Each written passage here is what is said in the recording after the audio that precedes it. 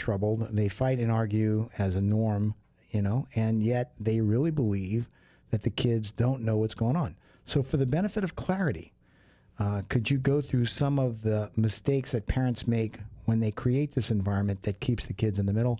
That's a really good question. That really is.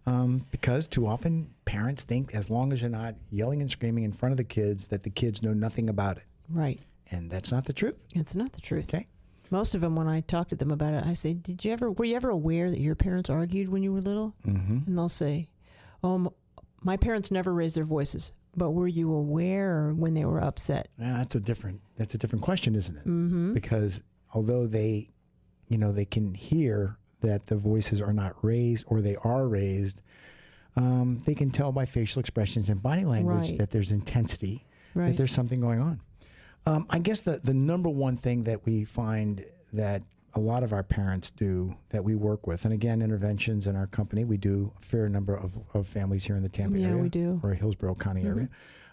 There are a certain percentage of them that they will fight in front of the kids. Yeah. And I've actually had men sit in my office and tell me, well, why is it I shouldn't display anger in front of my children? Because to be honest with you, Doc, that's the way it is. They see it on TV. They see it in day-to-day life. Why would I be so sacrilegious as to hide from the truth when, in fact, we're not getting along and they need to know?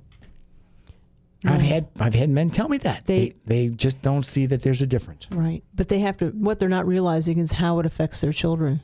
Because kids get involved when they see mom and dad argue, and they do it in ways usually to distract or get them to stop.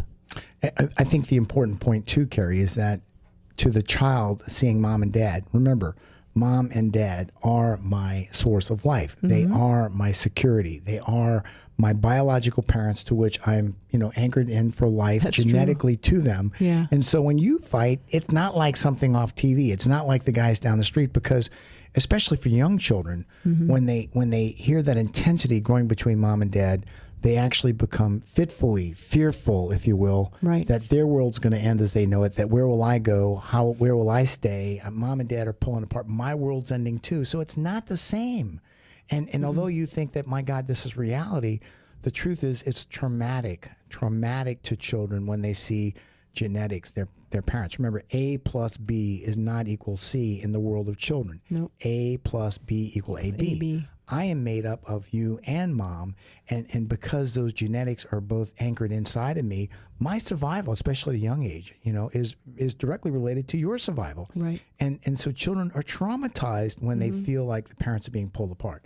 So there's another part to this, and that is, even if a parent is successful in keeping their voice down, the kids sense a change in emotions. They sure do. Now, give me your words on that. How do you? They feel the emotional energy. Mm-hmm. If a child is an infant and a parent is holding them when there's this intense emotion between you and I, you'll see the child get fussy or clingy mm-hmm. in a response to the energy that surround them.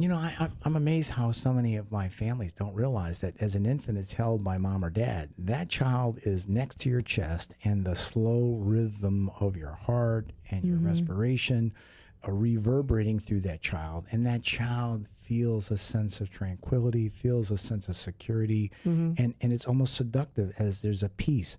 But when that same parent raises their voice and they start to rattle, and is no longer at peace, what happens? That reverberation penetrates that child.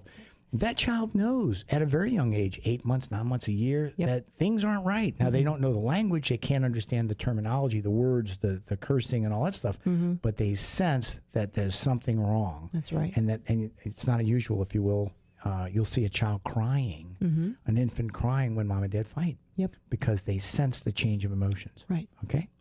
What I hear a lot is, well, we never argue in front of the kids. They're sleeping in their bedrooms. But they're not, are they? No. And, again, I'll look at them and I'll say, now let's think back to when you were growing up and you knew your mom and dad weren't getting along about something. Did you ever put yourself in a place where you could hear what was going on? Yeah. And invariably, I have very few people that say no. Everybody says, well, yeah, I did that. And I said, well, why do you think your kids are any different?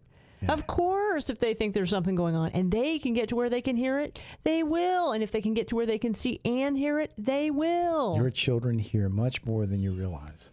Finally, understand that that when it comes to children, when they're with dad, they listen to dad. When they're with mom, they listen to mom. Because remember, it's a shared collaborative operation where both parents are usually with the children individually and as a couple. Right. And it's not unusual for dad to mouth off about mom or mom to mouth off about dad. And these kids get loaded with both sides of the story, right. and they're caught in the middle. Also, and one last point, remember that the children, your biological children, are going to love each of you individually, regardless of who's right, who's wrong. Typically, especially for young children, they don't have the wisdom to understand the dynamics of why you're mad at each other. For instance, if you're mad at mom because your partner, rather, because she spent too much money, kids don't have a sense of value. No, they don't. My 12-year-old still thinks that, that a car is $10 and anybody can buy a car. The idea that they can't put a value to things that make sense to them. And so when you're arguing about your budget and how it's being compromised, your kids are not going to understand that. They don't. Okay. But that's our first question for the night. And to be honest with you, I think it's a good question in setting us up, for this topic that we're going through. I'm going to get us into the